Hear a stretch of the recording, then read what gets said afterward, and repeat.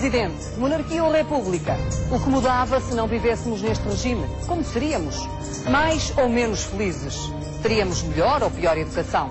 Um sem número de perguntas que se pode colocar, muitas certamente sem resposta.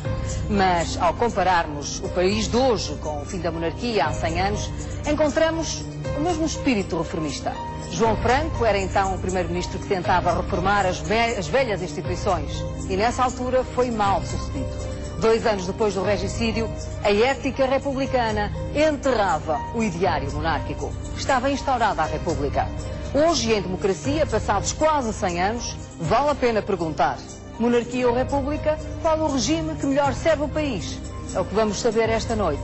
Pela monarquia, Paulo Teixeira Pinto e Gonçalo Ribeiro Teles. Pela república, António Reis e José Medeiros Ferreira. Na plateia, no lado monárquico, António Sousa Cardoso, Miguel Otto, Mendo Castro Henriques, Luís Coimbra. Do lado republicano, António Costa Pinto, Rui Tavares, Amadeu Carvalho Homem e Luís Farinha. Monárquicos e republicanos, a todos, 2 boas-vindas.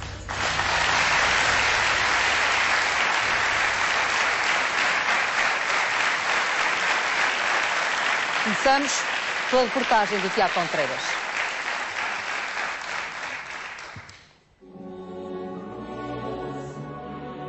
São imagens seculares que mostram o derradeiro ato da sumptuosidade monárquica em Portugal. Os funerais do rei Dom Carlos e do príncipe herdeiro realizam-se a 8 de fevereiro de 1908, uma semana após o regicídio. Os jornais da época descrevem as exéquias régias como um brilhante e majestático cortejo. Nas ruas há desmaios, gritos e apertos, o comércio está encerrado, os espetáculos são proibidos, até o Sporting Clube de Portugal cancela os desafios da Liga de Futebol.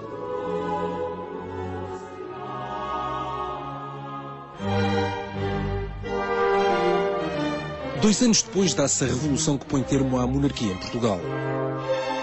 No dia 5 de outubro de 1910, José Relvas proclama a instauração da República Portuguesa a partir da varanda da Câmara Municipal de Lisboa.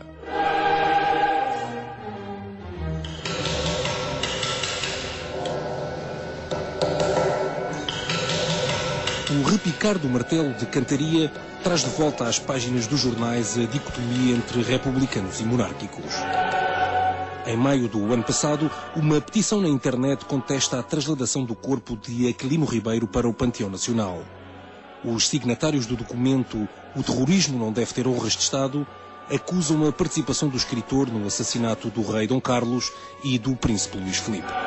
Colocar num panteão, que em princípio é um exemplo das figuras que têm uma mensagem cívica, suponho que é isso que significa o Panteão Nacional, colocar alguém que utilizou, celebrizou e propagandou meios violentos para instaurar a liberdade, parece-nos uma mensagem errada. Chamar de terrorista ao Aquilino Ribeiro hoje tem um propósito absurdo, politicamente orientado, mesquinho, que visa tão somente apocar a figura do grande homem de cultura e de literatura, do maior homem de cultura e literatura português da primeira metade do século XX.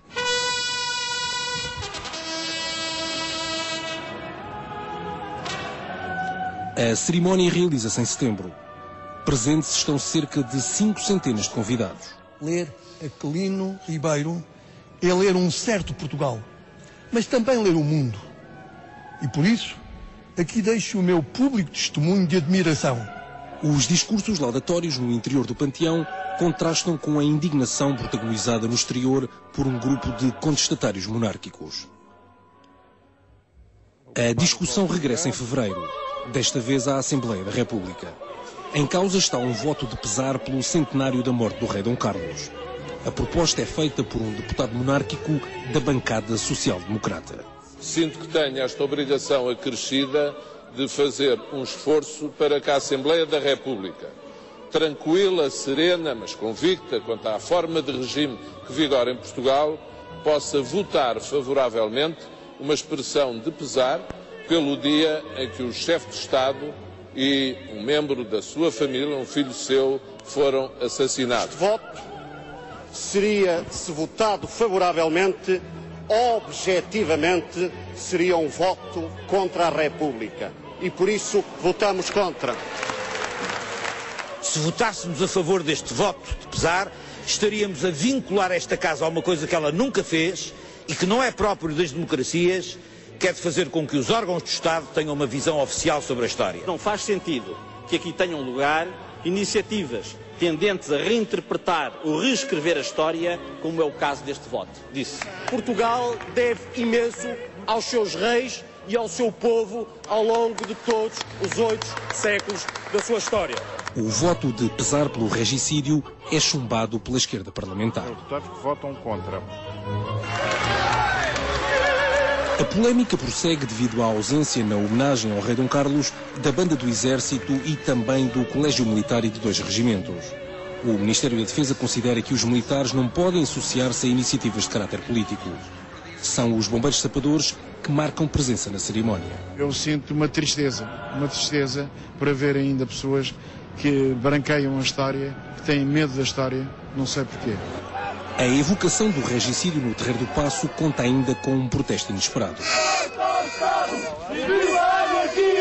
Mas a fazer apenas um contraponto ao que está às comemorações, que, no meu ponto de vista, servem para limpar e para esquecer um bocado aquilo que se passou há 100 anos.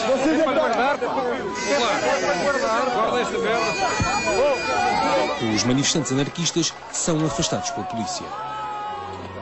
Entretanto, o Presidente da República inaugura uma estátua do rei Dom Carlos junto à Cidadela de Cascais. Os especialistas concordam que a questão monárquica não é uma das principais preocupações dos portugueses. Mas, de acordo com um relatório das Nações Unidas divulgado em 2006, o índice de desenvolvimento humano é superior em países com regimes monárquicos. A maior vitória da República, dizem, é o sufrágio universal. Boa noite, Dr. Paulo Teixeira Pinto, Presidente da Causa Real. Se hoje vivêssemos em monarquia, o que é que seria diferente na sociedade portuguesa?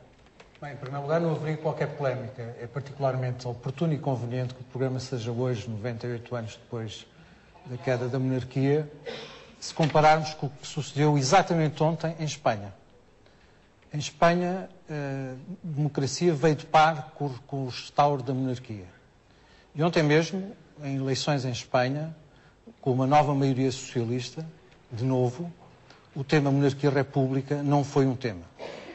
Ou seja, há um reconhecimento pacífico em Espanha, aqui ao lado, com uma democracia praticamente contemporânea da nossa, de que a instituição real é uma instituição que une o povo e não que fratura ou fraciona. E a prova é que isso não foi um tema ontem em Espanha. E se nós tivéssemos em Portugal uma monarquia, certamente que também não seria um fator de atrito, ou de contraste, ou de conflitualidade, como por vezes sucedeu na nossa história democrática recente, entre chefes de Estado e chefes de governo ou parlamento. O rei existe para reinar, não para governar, não é um contrapoder. É um símbolo da unidade viva do Estado e interpreta em cada momento um passado projetado para um futuro. Isso é muito mais importante do que estar a medir o que ninguém poderia fazer. Eu não tenho espírito de facção para dizer se seria melhor ou pior hoje a vida real dos portugueses nesse sentido, porque não compete ao rei fazer isso. Mas seríamos mais coesos em que sentido? O rei tem um fator de unidade dos povos.